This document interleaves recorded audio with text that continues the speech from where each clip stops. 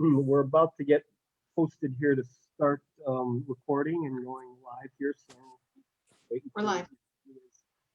we're good to go now. Yes, it is going live. So we are well.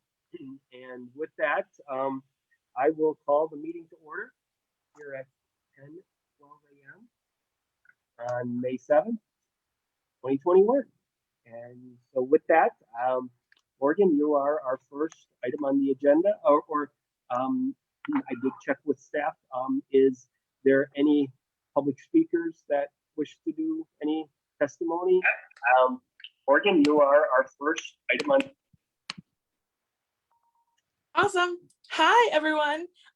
Thank you so much for having me. I'm excited to be vice chairing this committee and with John, and I'm really looking forward to the work that we're going to be doing. Full time on my regular life, I'm a commercial real estate developer, but I've worn a number of hats since volunteering on this commission before being appointed to this commission. So really looking forward to the work that we're going to be doing here. Yes, and Morgan, welcome, and definitely a lot of those hats have just been, in the public-private sector side of things, and you really have brought, a lot of the relationships within, social innovation, crossing a lot of collaborative efforts, and we really appreciate you being part of public capital and then part of this committee. So definitely. Thank you. Yes. So then the next item on the agenda, I'm sorry, let me just kind of back up. We just jumped in on the introduction just because we're so excited to have you. But let me do a roll call here real quick. And we will start with you, Vice Chair Malone. Here. All right. Commissioner De Laurentiis. Okay. Commissioner De Laurentiis is absent. Commissioner Brutus. Commissioner Brutus is absent. And Commissioner Killen. Good morning, present. Good morning, Commissioner. All right. And those are the members of the committee. So we have the Vice Chair and Commissioner Killen present. The meeting started at 10:12 with no public speakers that were listed. And we got that welcome from our Vice Chair, which is our number 2 item on the agenda. And number 3 is the commissioner updates. If any commissioner has any updates that they want to give. And I will start off with my update here, which I kind of got a chance to talk a little bit to the team and let you know that first and foremost, the Chair of Social Innovations, Chairwoman Anaya, did convene the committee chairs to just have a sit down and listen session.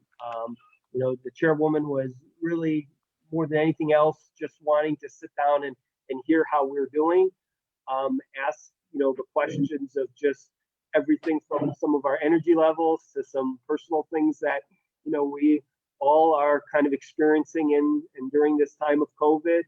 And it was a real good, opportunity for us to be heard, to talk about some things that, we've struggled with social innovation and getting some of the ideas and the energies of, what COVID has just kind of, prevented us from doing. And we were honest in that forum about that. And, what was a constant theme that we kept coming back to is how we really have an opportunity to do something special within social innovation, because we've got such a cross culture of commissioners, of leadership that has spent so much time really being impactful in the things that they're doing. And although some of the initiatives that have been put on the table do require some time and a lot of attention, that we've all agreed that there is not a collective of this type of talent that's out there. And so that kind of energy was really what we kept coming back to is, yes, we're a little down and not seeing each other. Yes, some of the attendance on the committees and the frequency of meetings have been a struggle, but we really, really want to keep things moving forward. And so that was a very, very encouraging leadership team that the chairwoman pulled us together on. So that was important, and just wanted to give you that latest update on that. So that's my update, and I will turn it over to the other, commissioners. But Vice Chair, if you have any updates that you'd like to give, I will turn it over to you. I don't have any updates, but I would agree with everything that you just said. In the context of social impact and social innovation coming out of a pandemic, and with all of the challenges that are unique to Chicago and Cook County, it really requires social innovation. So our work and our role is so important. I think it's just cementing that work in that role, so that we're able to really make the impact that we want to, but there's no question about the need for this work. And thank you for that. And again, choosing to be a part of, Public Capital, Morgan, we really are excited about, having you here. Commissioner Killen, is there any updates? I know you're on a couple items that are on the agenda, but before we jump into those, is there any other updates that you would like to give? No updates. That's why I say I see the two that I'd like to give are actually listed as agenda items. Okay. Okay. All right. Well, then let's really look at item number 4, which is kind of timely as the applications for the Invest in Cook I know we're due, and we would love to be able to hear about updates on the Invest in Cook program. Mr. Killen? Yes. Thank you, Chair Yonan. Thank you for this opportunity to present an update before the committee today. Invest in Cook is now in its 5th year for the Department of Transportation and Highways, and we're very excited about what year 5 is bringing to us. We are currently in the process of evaluating applications. This year, we received 61 applications, and what we found is that the program, which is $8.5 million, continues to be very oversubscribed. We had requests in excess of $24 million that are seeking funds as part of the program. And we're also very excited about the continued diversity in the types of projects that we see. We saw applications in the transit space. We saw freight projects being submitted. We continue to see a very high number of bike and pedestrian projects, really stressing how important these types of infrastructure projects are to communities. And then we also still see some of the traditional roadway projects coming in for assets. We're looking to maintain and modernize the region's existing assets. We are in the process of reviewing those applications right now. So no determinations on awards have been made, but we are getting very close to doing so. We are currently on schedule to present the recommended program to the Cook County Board for approval at its July meeting. That meeting is scheduled for July 29th. And then we will be getting the intergovernmental agreements in place as we start to identify the recommended projects for award. What's really important to us is not just making the awards, but making sure that we are advancing those agreements to get the funds into the hands of communities so that these projects can be brought forward. With this being year 5, the department is undertaking an analysis in partnership with academia where we want to understand the impact we're having. I think that's something that's always important to do in our work is not only have our goals and targets, but give ourselves the space to come back and assess how well we're doing in achieving those goals. So that is a study that we are undertaking later this year. We would have the opportunity to report back on that probably sometime next year. But we're very excited to do that to make sure that we're meeting those marks. And if we're not, to make sure we're challenging ourselves to do so.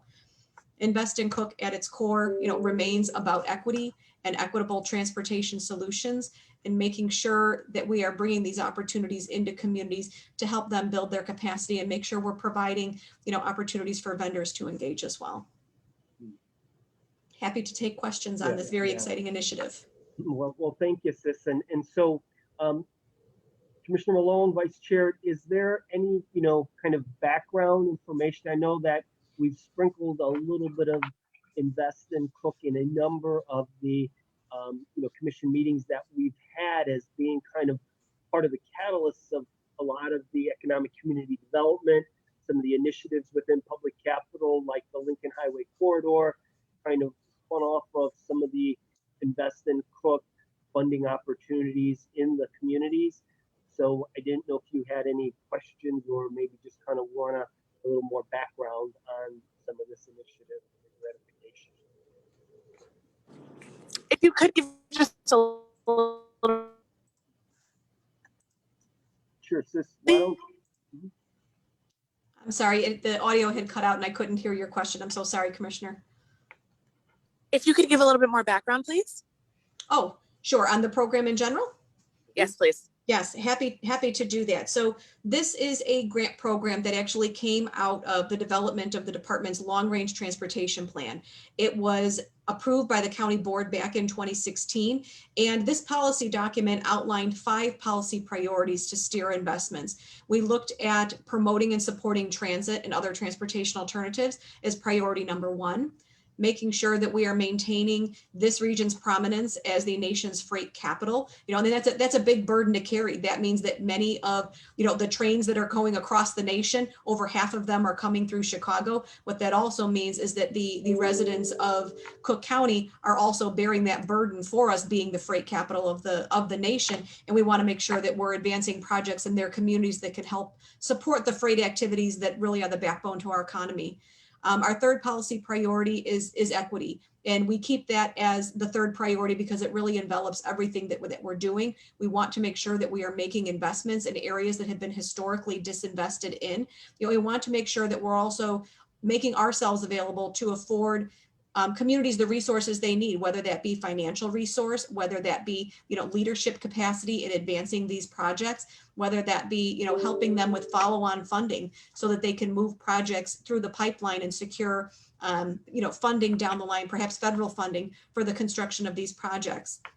The fourth policy priority is to maintain and modernize what we already have. We have a very robust transportation system, but what we see is that due to decreased revenues to maintain these assets up to a state of good repair, and we hear quite a bit of conversation on that right now as federal transportation bills are being debated. But again, recognizing that transportation is the backbone to economy, whether you are looking at roadway improvements, you're looking at rail improvements, you're looking at transit improvements, and you're also making sure that you're accounting for those other modes of transportation. This is what drives community development forward, to create walkable, safe spaces for all forms of transportation to exist. And then we look at our fifth policy priority, which is how we can increase investments and make sure that we are lobbying to have increased revenues that are coming through to address this very long, unfortunately, backlog of needs that we have at all levels of government, but really focusing in on how can we as a county set forth this policy guidebook to help guide our investments into areas where we can achieve a maximum outcome on those investments. Where can we spur and encourage additional economic growth in areas where infrastructure is the lacking component to bringing new businesses in or allowing existing businesses to grow in place? And that is where Madam President had focused a lot of her energy and initiative and really direction to the department to make sure that we are providing those much needed resources to our communities, but also to ensure that the county is doing its part to advance regional projects that help that regional economy. Because as she will always say, we all do better when we all do better. We are making sure that these transportation investments are being launched in the places that they are needed at the right time. And out of those policy priorities came the Invest in Cook grant program, saying that there are projects that simply need a little bit of energy, initiative, or money to get over the finish line. We want to position projects that the local communities haven't made the investments in themselves to advance early stages of studies or initiating engineering to determine what might a feasible alternative be to advance forward to create a set of bid plans for and ultimately secure a contractor to bring that project into the community. That's where we are focusing our efforts, saying there were monies that were coming back from DC. There's monies that were sitting at the state level of government. But what we found, during our listening sessions, during the creation of our long range plan, is that a local match component was severely lacking. You may have 80% of your project cost, ready to be funded. Let's use a nice round number of $100,000. $80,000 is there ready for you to build, but you may not have $20,000 to match that 80 with to get that project up and out the door. And that is one of the main reasons why we birthed the Invest in Cook program, because we saw these opportunities there. We saw communities that maybe had all of the money in hand, but maybe lacked the capacity or resources during downsizing, or that was not the area of expertise for the staff they had on hand. How might we lend ourselves to advance this critical project? How might we insert ourselves to advance projects that perhaps span municipal boundaries, where municipality A, they cannot build in their neighboring community. So Cook County can come in as that umbrella agency to advance these types of projects. Is it a roadway project? Is it access to transit? We have such a robust transit system here in this region and specifically in Cook County, but that first mile, last mile connection to it may be prohibitive. So we're inserting ourselves and lending ourselves in that way as service to communities, as service to businesses, because we know if we can unlock transit opportunities for businesses, we have just unlocked access to a very robust workforce that we have right here in Cook County. Again, encouraging that opportunity to stay and grow in place and really to serve as that catalyst for new economic development. And the last point I would make on this is that through this program, we're able to leverage those transportation infrastructure opportunities, working hand in hand with our Bureau of Economic Development, where they are trying to bring, new development into communities. How might we lend ourselves either as the lead or working in very strong partnership with the community to bring those infrastructure projects online, to work to bring in the necessary utilities, to bring a site into a state of production. So all of these ideas and things that we wanted to do that were previously done on a bit of an ad hoc basis. Here's a project here that we would look at and invest in. Here's another one that we saw, but we recognized these projects were all around us. And while we knew quite a bit, we knew that we still only knew a fraction of what we needed to make sure that we were really serving the communities. And that is why we launched Invest in Cook. Every community can submit an application for our consideration to see how we might fund them, assist them, lead a project, support them in their advancement of a project to make sure that we're supporting economic and community development in the way that we know is needed. So very, very long-winded answer to your question, but I think it's just there's so much that goes into this Hallmark program, and the value that we have seen in year 5 is that we've made near 100 awards, but the return on this investment, and I think this is something that this commission certainly appreciates, we had over a 240% return on this investment. That's not something we're going to see anything else. I think it demonstrates the demand that's out there. I think it demonstrates really the strategy, the very smart strategy that we've had in the selection of projects. We've seen many of the projects that we funded with our communities receive follow-on funding at the federal and state level. So again, really just reinforcing the need, but more important for us is that while we see the good stories around us, we want to make sure that we are achieving the intended goals and that we are now putting ourselves into an assessment mode to do that look back and make sure we can calibrate our strategy, calibrate our criteria for assessment to make sure that we're ultimately achieving the goals that support our long-range transportation plan. Thank you so much for that update and for that information. That was extremely helpful. And I'm sure that for anyone else who's watching is also a good information for them too. Of the 61 projects that you all received, what types of projects did you get requests for? I'd be interested to just kind of know a little bit more about what people are requesting. So I can give you breakdowns just because we are in the evaluation process right now. So just those buckets of categories. So out of the 61 that we had received, 10 of them were for transit or transit related infrastructure. 35 of them were bike or pedestrian type projects. So we're thinking about things like bike path or shared use path where, bicycles and sidewalks may share that space. It may be the upgrade of an existing facility, but more times than not, it's trying to fulfill a gap in the system that allows you to, utilize regional trail networks. And we're looking to fill in those gaps. We had 5 projects came in that were freight related.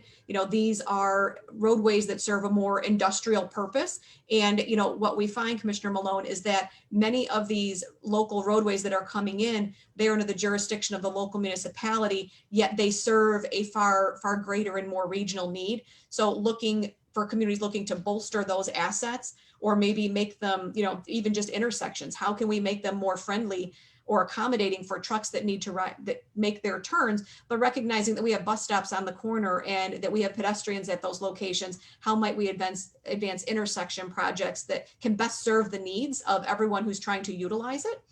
And then we also had 12 projects that are in the roadway category. Really, more of those are just looking to maintain and modernize assets that had fallen into a state of disrepair. Perhaps they're looking to add in a sidewalk or side path accommodation or street lighting. And in order to do so, more holistic more holistic roadway needs are included as part of that. So our projects really span the gamut of all things transportation, and that's exactly what we are hoping to see as this grant program goes out. One thing I neglected to mention, or I think I may have just gleaned a little bit, was just this is an annual grant program that we release in January of each year. And then our intention is to always bring these to the county board in July so that we can work on those intergovernmental agreements. And the timing and the thought behind that structure and schedule is so that we can get the agreements in place. So if we have projects going out to construction, we have them primed and in position for that upcoming construction season. Thank you for sharing that with me. That was extremely helpful. I, one of the things that comes to mind for me is when I was listening to you in the beginning, I was like, I wonder what types of projects people are submitting for this. One of the things that I think is cool that we don't necessarily have a lot of money for, but it was touched on when you went over the 5 points, is asset management just overall, and in trying to keep things up to code and condition, and how much folks are struggling with that. When the FTA put those new regulations in, saying that local municipalities and their smaller transportation organizations had to do asset management and report on it and talk about the conditions of their transportation and what to do, for a lot of people, that was a burden. Just trying to stand something like that up and respond was such a burden of like, I don't even know how to talk to you about the condition of our existing transportation, let alone what we need, because we don't have systems like that. So I'm sure for some of the folks who are submitting, they're thinking about like, yeah, I need to respond to this. And so how do we show improvement? Where can we show improvement? Where are we close to showing improvement and responding to our existing asset management needs and our reporting? So I can see how this is a huge help for Cook County. Thank you for all that you do. Thank you. Yeah, and Vice Chair Malone, one of the things that, in the program and for, us here in Public Capital, having Commissioner DeLaurentis, who is the Executive Director of South Suburban Mayors and Managers, having, Commissioner Brutus, who, plays such a large planning role for the Department of Planning in the city of Chicago. Both of them, are very kind of aligned with some of the Invest in Cook projects that they're, working on. So for instance, the transit station that's over at 73rd, and South Shoreline Station, that was a big project that he was working on the economic development package, years ago. Some of that funding as part of this program helped fund that. And for Commissioner DeLaurentis, a number of her communities, which really are the target audience, that a lot of these applications looking through the lens of equity do get awarded. I believe the last time Commissioner Killen, the statistic was around 60% of the projects, or is it even higher than that, go specifically to the Southland. So I know if they were here today, they would talk a little bit more about this.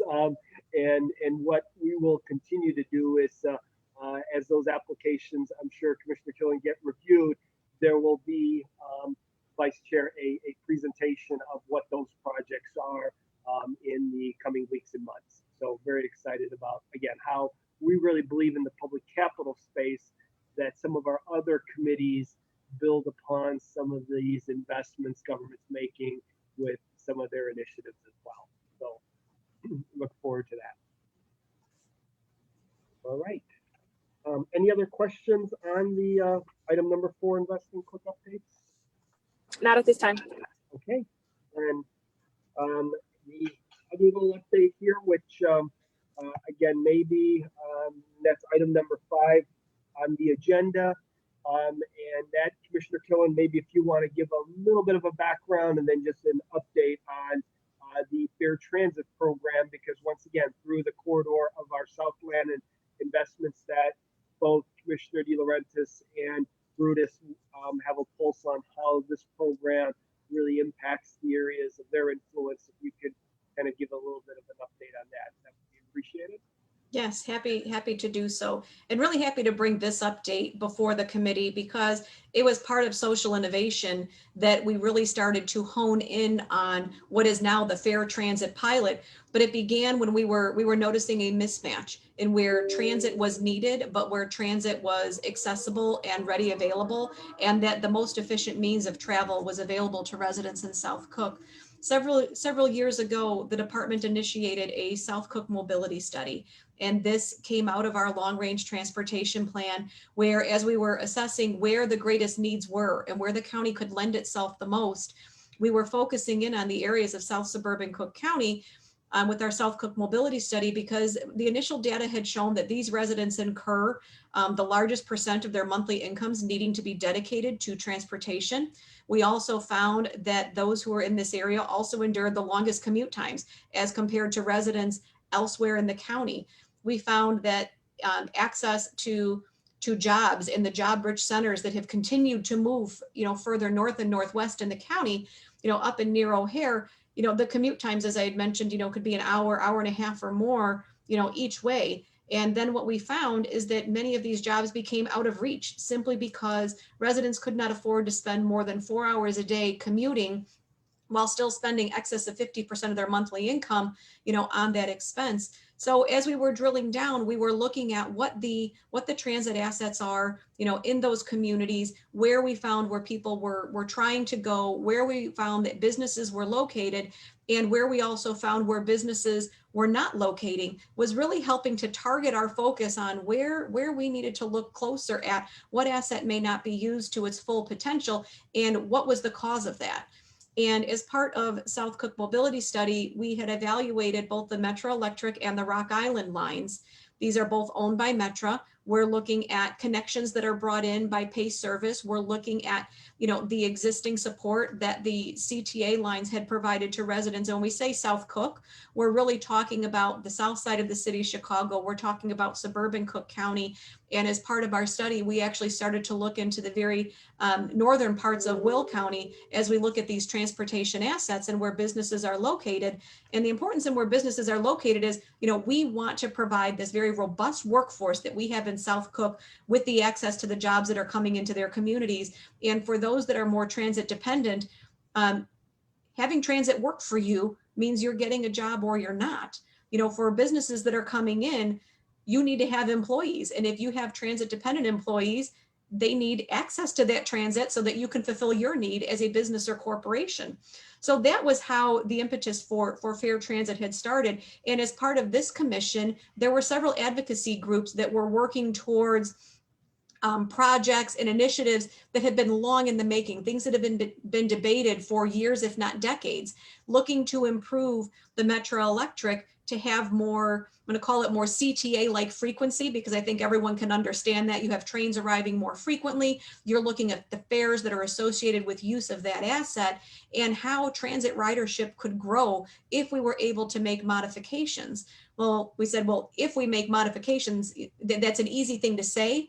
But what does it look like? What is the impact? What is the outcome? What is the cost for implementation? Because we all know implementation costs money. We also know that implementation takes leadership. Who's going to own it? Who's going to launch it? Who's going to run it? So that is where the South Cook Mobility really, again, targeted our focus, and in the work of this commission, saying there are advocacy groups out here in the Coalition for Modern Metro Electric and Social Innovation said, let's, Cook County Department of Transportation, we need you to talk with them. We need you to work with them. And under Madam President's leadership, we were able to identify a pilot project that accomplished the need for providing equitable transit access. We look at the reduction of fares on Metro lines. So as part of this project, we are reducing one-way ticket costs, 10 ride costs, monthly ticket costs, anywhere between 42 and 53%. With the highest discount being applied to one-way tickets, and then 10 ride and the monthly tickets, because there's already a benefit given if you're buying in bulk, let's say. So 10 ride, you're receiving a discount, you receive a further discount with those monthly tickets. But we had to put this in reach of those where this Metro line, the Rock Island, the Metro Electric was for unlocking that opportunity.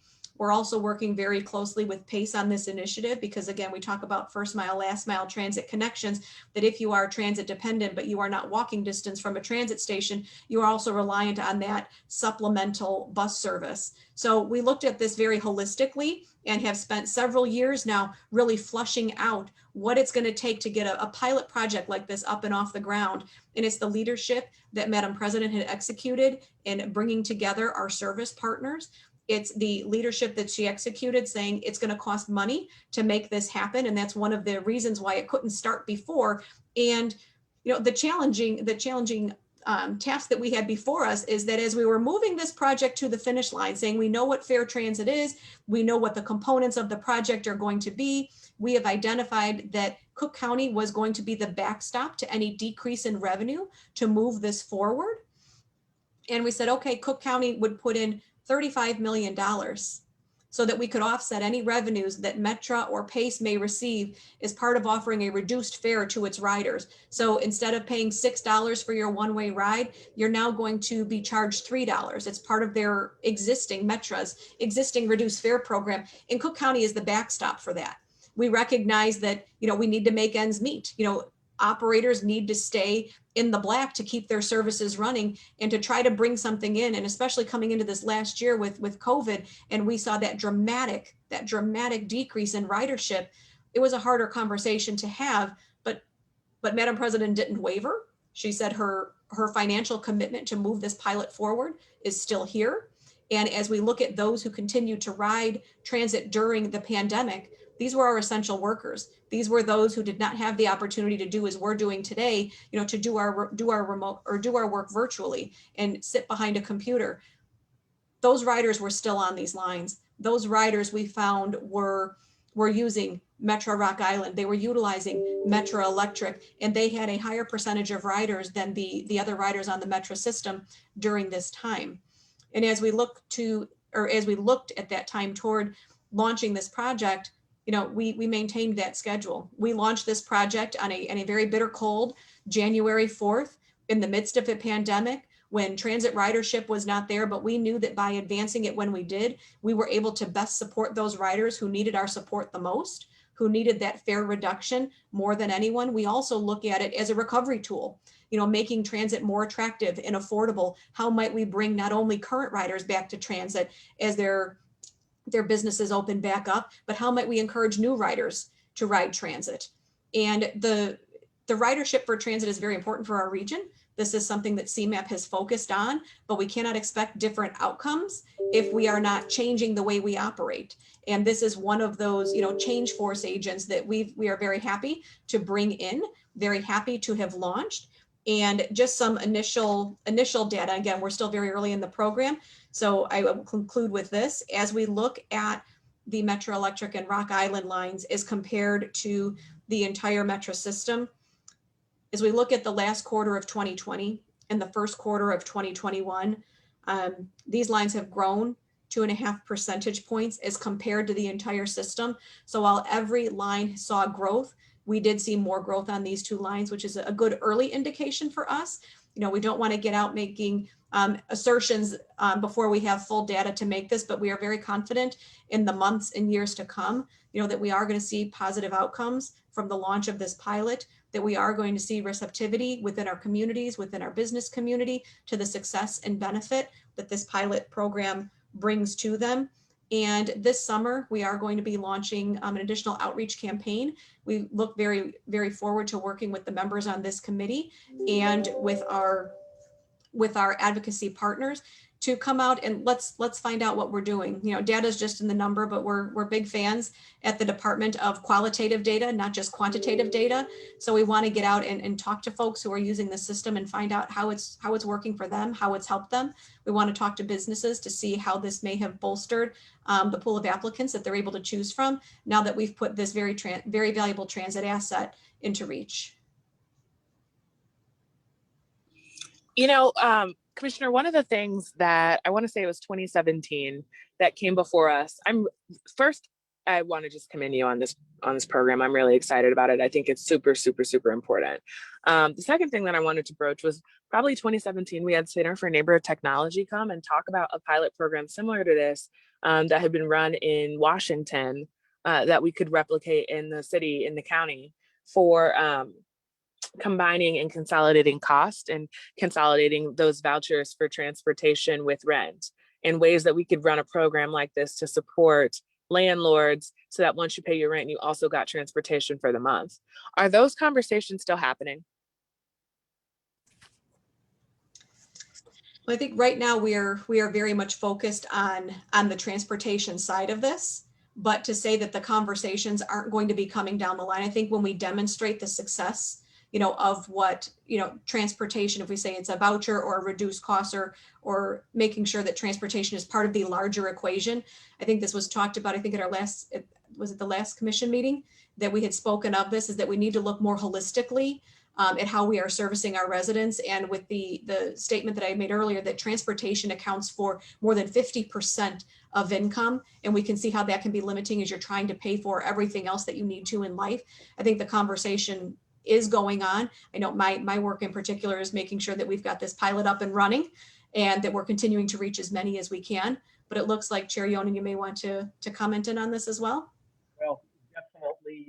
Thank you again, Commissioner. And, Vice Chair Malone, that is exactly kind of the discussions that we're hoping parts of social innovation can start to at least understand. First and foremost, somebody's got to get this process going. It seems so clear that, here you had this Metro electric line starving for the only line in the Metro system losing ridership and money.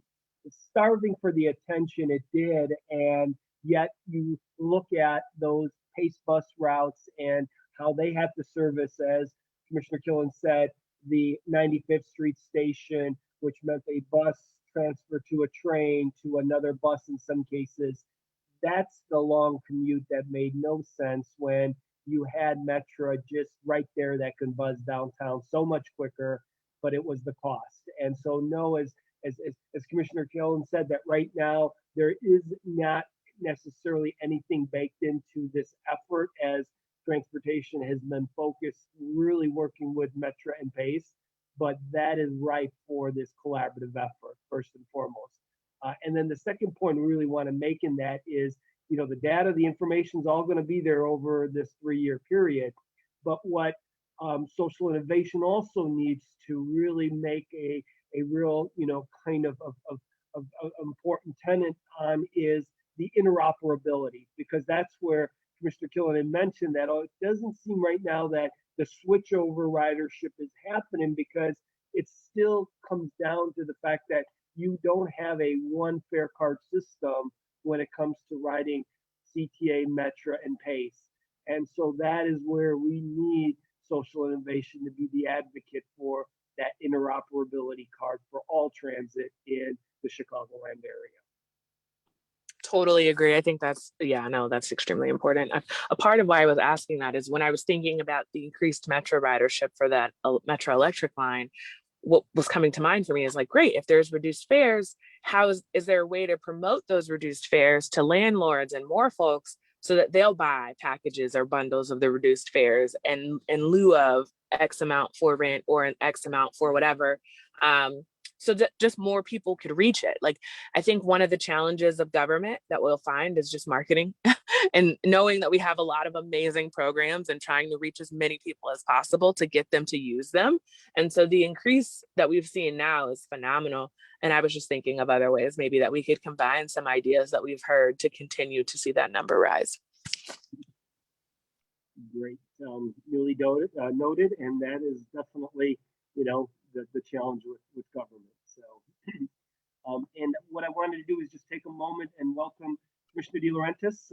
Thank you for joining us and being a part of today's discussion. And I know we did kind of a little recap on the Invest in Cook earlier. So if your ears were buzzing, we were talking about just some of the interest we know your leadership role in the Southland and the opportunities with some of these applications, which Sis, if you want to do a real quick little update on where we are with that program for Commissioner DeLaurentis. But first, I'll turn over if you have any comments or updates before we jump into overall updates, Commissioner DeLaurentis. Thank you, and I apologize for being late. I'm hoping that you can hear me okay coming in on my phone. I was actually meeting with President Parkwinkle this morning, and I took the opportunity and thought I will jump in as I can, but apologize for being late. One thing I just wanted, I know I've talked to this group before about piece of legislation, the Southland Reactivation Act. We are still hoping that that's going to see the light of day in Springfield. We're moving that into a shell bill and hope to have a hearing on it next week. I'll keep everyone informed. That's to take currently tax-exempt parcels held by the land bank, either Cook County Land Bank, South Suburban Land Bank, or municipalities, or tax-exempt land that maybe the county has or other nonprofit entities potentially, but bring those back on the tax rolls through a lowering of the tax bill for a certain period. So it would be like a super incentive to invest in the South suburbs, eligible for 6 townships in the South suburbs that have the most significant blight in the state, and in particular in the county as well. So we are, just wanted to report that we are seeing some movement and interest beyond just our Southland region, and hopefully we'll have another tool in our toolbox related to economic development. In terms of infrastructure investment and transportation, obviously, we very much appreciate the county's commitment, not only through the Invest in Cook program, but the community development block grant dollars that have been awarded to the communities. And hopefully this next round with some additional funds from Washington will have even more significant investment in the South suburbs. We're going to do our part and try to think out of the box a little bit and potentially propose some alternatives for the American Rescue Plan dollars that could come in and help on other infrastructure, gray infrastructure that desperately needs it. I know, John, and Sis, as we tear up the roadways or resurface the roadways, we understand that the water mains and lead service lines and all kinds of subterraneous infrastructure needs updating as well. So we want to be mindful of that, particularly in some of our communities that have not been able to adequately invest in their infrastructure because of the lack of revenue generation at the local level. So we want to try to make sure that we're maximizing those investments. And one of the things that we are looking at SSMMA is really trying to link investment to benefiting the community. So looking at minority participation levels so that contractors who live and work in our area are able to access some of the grant dollars that are coming in and, spend their money here. So it's revolving through. So we're just trying to look holistically at, what I would say is kind of more of the, overall environment, the social environment. And we want to make sure that we're trying to be deliberate in how we're trying to advance strategies that benefit not only, kind of the rebuilding of our communities, but really closing that racial wealth gap. So I'll end there and just listen to, if you want to report out on Invest in Cook, that would be great. Otherwise, if you've already covered those ground, you can certainly just maybe send me an update or we can talk offline. But thank you. Thanks for the opportunity. Well, Christy, I'm happy to provide a quick update. So in this year's Invest in Cook applications, we are reviewing over 60 applications. We have 61 applications. And as we have seen in years past, the program continues to be very oversubscribed. So we have funding requests in excess of $24 million when we know our grant program currently has a cap of $8.5 million. We do see that broad distribution as we have in years past. Very happy to see projects coming in for transit. We had 10 projects or 10 applications for transit projects or transit supportive projects, 35 of the bike ped. So we continue to see that robust need for non-motorized infrastructure, 5 freight projects and 12 roadway projects. So we're continuing to see similar percentages of projects, though this year we actually saw more of those transit supportive projects that have come in. We are currently reviewing those applications. We are on track to provide a recommended program to our board for approval at their July 29th board meeting. And we're very excited to see what year 5 in Invest in Cook brings. And the other update that I had provided, I can just share very quickly, is that we are beginning a study so we can evaluate the outcomes of Invest in Cook to make sure we're achieving the goals that we have outlined. We want to see how we are stacking up in terms of equitable transportation investments, and make sure that that we have our strategy and our structure moving forward to make sure that we can achieve those outcomes. So that study is just initiating now. I would hope to see a final report maybe this time or later next year, and would love to share those outcomes and findings with the group once available.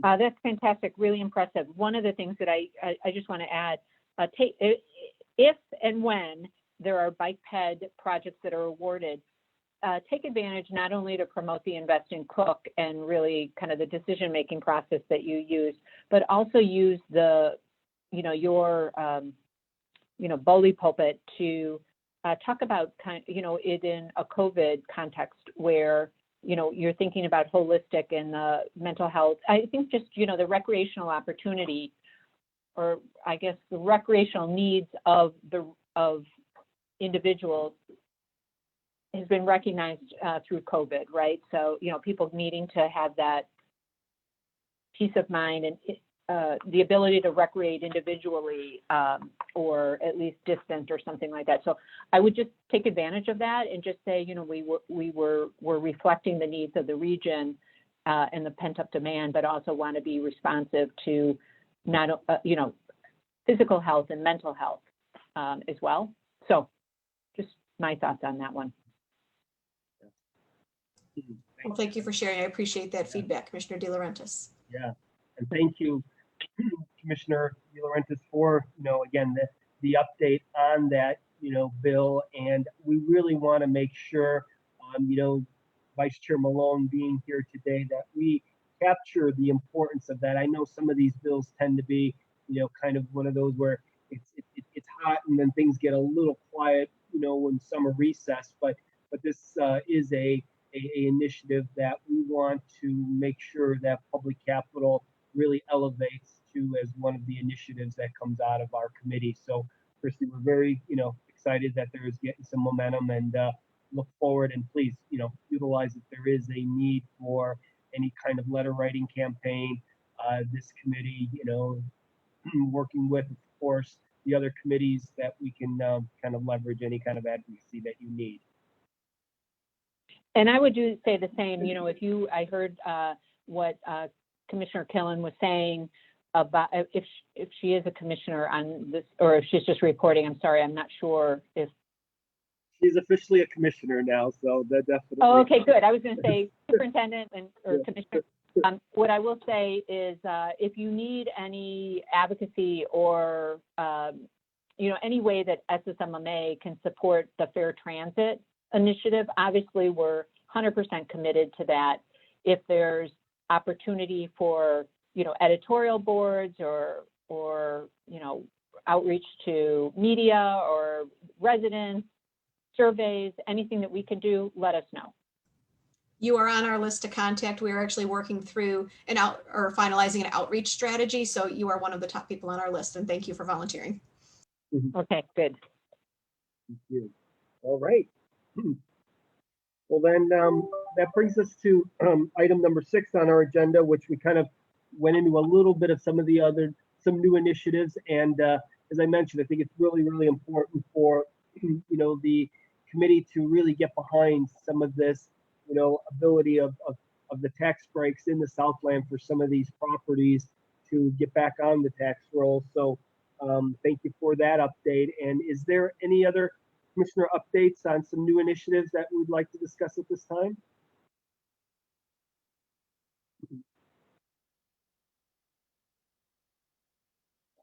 Well, I'll just mention that I'm going to be really putting on my thinking cap to think about how we can best utilize the American Rescue Plan dollars that are coming to both municipalities directly from the state, but also to the county in a way that is beyond just responding to expenses from COVID, but also can, benefit communities beyond 2024. So the CARES Act funding and other funds were utilized really importantly for emergency rental and emergency emergency mortgage rescue initiatives, and also saving businesses with PPP and mentoring and business expansion, et cetera. So really worthy initiatives, but just trying to think outside the box a little bit and identify whether or not there's opportunity to just be creative with some of the programs that we could establish that help us further. So I'm just letting you know I'm going to be thinking about that, and if there are things that I think resonate with this committee, I'm look forward to an opportunity to share that in the near future. Definitely, thank you for that, Commissioner De Laurentiis, and I think that's the report back that we want to capture for Chairman Anaya. In my little update, we had a really good discussion where she pulled together the committee chairs to most importantly make sure we're doing well, and the ideas of some of this new money. I know Cook County is going to go before the Board of Commissioners to present a plan in the June board meeting, and I know those are the kind of conversations she's already having with her colleagues as to how we can look for some of these sustainable type of investments in community instead, as you said, yes, mortgage assistance and the the need to take care of some things today is critically important, but how do we sustainably help some of these communities and the beyond 2024 with not only this money, but really what we believe is additional monies that is going to be coming from other sources. So that will be something definitely the chair is going to be reporting back on. So thank you for that. Anybody else have any new initiatives they'd like to discuss?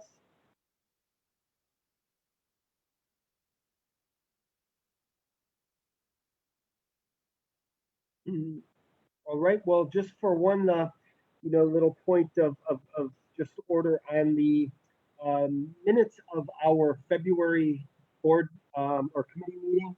I know Commissioner De Laurentiis, there was a couple comments in an earlier version, a draft version that Commissioner Brutus and yourself had marked up. I made those changes. It was part of kind of the official distribution of minutes that Commissioner Anaya and her team were able to get out. So I would ask, I think having seen that version, the revised version, that we take a vote to approve the February 5th, 2021 meeting minutes as part of this agenda.